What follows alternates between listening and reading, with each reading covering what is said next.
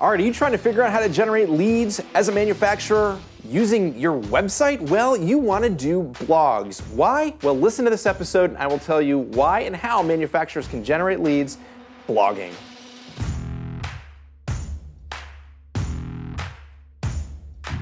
Welcome to IndustrialSage, a free video podcast series all about digital marketing for industrial manufacturers. Hear interviews with your peers and find out how they're solving the same challenges that you might be facing in your own field. Coming to you from the Optimum Production Studio in Atlanta, Georgia, this is IndustrialSage. Okay, blogging for manufacturers. Isn't that just reserved for mommy bloggers? No, it is not. Here's the real thing that's going on and why you really need to consider, and not even really consider it, you need to really be blogging on your website as a manufacturer or an industrial company to help generate leads. We break down the buying cycle and how things have changed is sort of step number one. Long are the days, or quickly are the days transitioning and likely long gone. The buying decision, the process of picking up a calendar or flipping through the phone book for looking for problems or challenges that you have are gone. I mean, they're still there, but they're largely ineffective. What is happening now is you just think of yourself. We talk about this on IndustrialSage a lot. When you have a problem or a challenge, you're trying to buy something, or what do you do? What is the first thing that you do? You go to the internet and you Google it, right? You type in, I have a problem. I'm trying to figure out how to increase operational efficiency through my supply chain, whatever. Like, you will Google that stuff. And what happens when you do that? Information pops up because you are trying to solve that challenge. You're not necessarily ready to buy, but you are starting that process by searching out the answers to the questions that you have. So when you do that, you start reading articles, you look at web pages, and you start educating yourself on what is going on. This is exactly why blogs are a big deal, because your customer, just like you're doing this and purchases that you're making, they are searching online for challenges that your product or service can solve. So what you need to do, this goes back to what we've talked about many times, is that you need to place yourself where people, your prospects, your customers are searching for. So if they're looking this direction, you need to be in front of them over here. If they're looking this way, and if you're over here, that's not good, okay? So we need to make it easy and searchable for people to find the information that they're looking for. I was talking with somebody the other day, and they said, "Listen, we were looking to buy some forklifts, and we know that a lot of I think they were looking at Toyota forklifts, and that most of those Toyota's not selling direct unless if you're probably a huge company and you're buying thousands of them. Maybe, I'm not 100% sure, but they have the dealer network." But they were doing the research at the manufacturer level. So they were looking at, trying to figure out, what do we need? What's kind of capacity? What's the size? Is this going to fit in our warehouse? Is it going to do X? And all that information they were doing online. And they weren't even certain they wanted to buy a Toyota forklift initially. It was just starting that initial discovery of, what do we need? What do we think we need? And we kind of go from there. And then once we figure out, okay, we think we wanted this Toyota model, where do we go to buy? So let's go to buy. Oh, let's find a dealer near us. Boom, here's the dealer. And then the basically the salesperson picks it up and helps to kind of navigate and figure out, say, listen, you think you want model X129er? I just said that. Or, you think you want that, but you actually really need this. But what has happened at that point is that customer has really educated themselves and said, what, wow, this is great. This is really helpful information. There was blog articles, there was videos, there was all this information that has helped to really educate me to make a really better buying decision. And then once I'm ready to buy and I reach out, I talk to a salesperson, I'm better informed, and it makes that salesperson's job a million times easier because they've already kind of self-educated themselves, and now it's just kind of guiding them in the right direction. And that is, we get a lot of pushback. I'm going on a little side rant. A lot of pushback say, well, online sales and e-commerce and all this stuff is, people think it's going to take over, and it's not going to, and it can't. You're never going to replace that salesperson in those types of sales, because they bring a lot of value, a lot of education, a lot of solution that's really hard to replicate digitally. But digitally does an amazing job to be able to capture people who are just beginning that process and help kind of move them through the funnel. So that once they get to a salesperson, that sales cycle is ridiculously shorter. I was talking to another company the other day, and they were saying that they sell automated robots, and they were basically talking about how on a typical sales cycle, it could take 6 to 9 to 12 months to sell us. Online, it's shortened to like 3 months. Why? Because people are educating themselves in their beginning. So instead of having a salesperson who is walking them through this super long sales process, this journey, and constantly have to keep up the momentum and be the one who's educating them on a one-to-one basis, digital is able to help to educate them and bring along that process automatically. And then once they're ready to buy, they've gone from a marketing qualified lead to a sales qualified lead. They're ready to go. Then they talk to a salesperson, and that salesperson, they've 80% of that decision's made, and they just kind of move them through the rest of the piece. It's way easier for everybody. It's cheaper for the organization. It's way better for the salespeople because they don't have to devote all of this time. It's much better. So it's a big, big win. And that is principally how and why blogs help to generate leads. It's putting out educational and helpful, relevant information out to your customers and your prospects.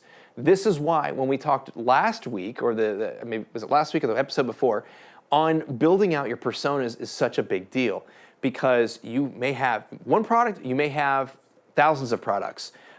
Focusing on the products that have big impact and focusing on the people and the challenges that product or service solves, that's what is going to fuel the content that you have in terms of blog articles. And that is what is going to, if you have a good idea of that persona and where they are in the buying cycle, that is going to majorly influence that style of that blog, what you need to be writing in there, those challenges you need to be solving. End user versus CFO. Think totally two different buying reasons, and that there needs to be content that speaks to both of those people. Okay, blogs, and they work really, really well. Okay, so we're going to answer our challenges by using blogs. We're going to be searchable. There's a stat actually that is very, very important. And one of the reasons why blogging is such a big deal is that the more blogs that you have out there, the more frequently that you're doing this really helps to increase your SEO. So your SEO is your search engine optimization. Basically, when somebody goes and Googles something, what is the best forklift for 2018 or whatever, that you want to rank up for that. When somebody Googles that question, you want to be number 1, number 2, number 3, somewhere in that spot. Blogs help to do that. So if you constantly are hammering away answering these questions, we know that people are searching that, or maybe there's frequently asked questions that you get asked in the sales process, that is a perfect starting point for trying to figure out your blogs, because if they're asking you that over and over and over and over again, they're asking you that, they're asking your competitors, people are searching for that. So take that information and present it and be searchable. So by doing all these blogs, it increases your SEO value. The more blogs that you put out, the more frequent, higher frequency that you have, the faster you're going to rank and the better you're going to rank. There's a chart that we'll put in the blog article that actually HubSpot has put out that we've found to be very true, because we've seen it in IndustrialSage here. Depending on the frequency of blogs, by doing it like once a month or twice a month, once a week, is not really cutting it anymore. It takes a long time for you to not necessarily rank, but really build that authority, because there's so much content, there's so much other competing content and things out there right now that it's really hard. So you really have to dump in the gas and really aggressively crank out content to really boost your SEO. What they're recommending right now is, if you really want to aggressively grow and see a measurable impact and really generate leads to your website, is that you're doing it 4 to 5 times a week. That's a lot of content. But when you think about the power of that, if you're able to really scale faster, if you're able to build better traffic because you have more content and people are finding you and they're helping to educate themselves, and you're able to reduce your sales cycle, that's where there's a big aha that says, okay, wow, this actually makes sense. And the really cool thing is when you do that, the whole goal with the blogs is to be able to drive traffic to your website. That's really the big thing, and educate them. So the more blogs you have, the higher the traffic you have, which means the more leads that you're going to be able to generate. That's principally what it's all about. One of the other ways that you could do that is a lot of people do paid. So the paid media, whether it's through social media or Google, or even other things like using a Terminus or or programmatic, where there's some sort of outbound kind of thing. That's great, and that works as well. The problem is, you turn that switch off, guess what? Your traffic goes and it drops. So it's really, paid is kind of, you need to have it. It's important, yes, but it shouldn't be the primary driver. It's all about content. And if you're blogging and you're putting out 4 to 5 pieces of content per week, the beautiful thing about that is that builds on each other. So, month 1, let's say you're doing it 5 times a week. So 5 times 4 would be 20. There's 20 articles that you're putting out on a month. You start off with 20 in month 1, then you have 40, and then you have 60, and then you have 80, so on, and that builds on each other. That really helps to build the value of your website, and it will just help to kind of give you that hockey stick effect in terms of traffic. So, anyways, that is essentially how you use blogs and why you need to use blogs to generate leads as a manufacturer. It's very important. If it's something you're not doing, you need to be doing it. You need to start today. And fine, even if it's only 1 a month, great, go with it.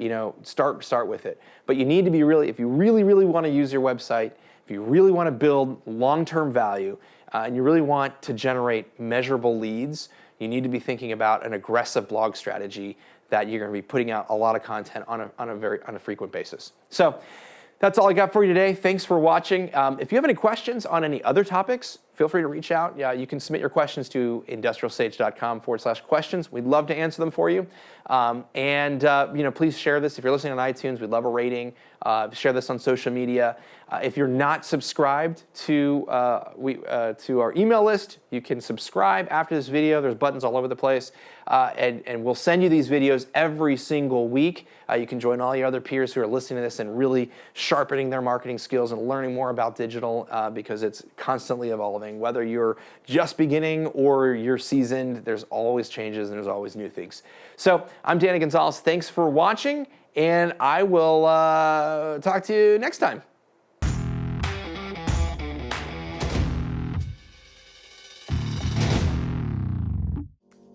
One of the most important elements of developing a digital marketing strategy is figuring out your buyer personas. We have a downloadable for you that is a quick walkthrough on how to fill that out. Long story short, your buyer personas are the people who are going to be buying your product, your prospects. They could be influencers, decision makers. And figuring that out is very, very critical to figuring out what your content strategy is and how you're going to deploy that and how you're going to distribute your content. So download this. It's just a quick few slides. And you can we have some questions and you can fill out who those target personas are, and then you can take that and help to develop your content strategy. And this actually goes into the digital marketing content planner. This can kind of feed into that. So go ahead and download it, and if you have any questions, reach out. We'd love to help you.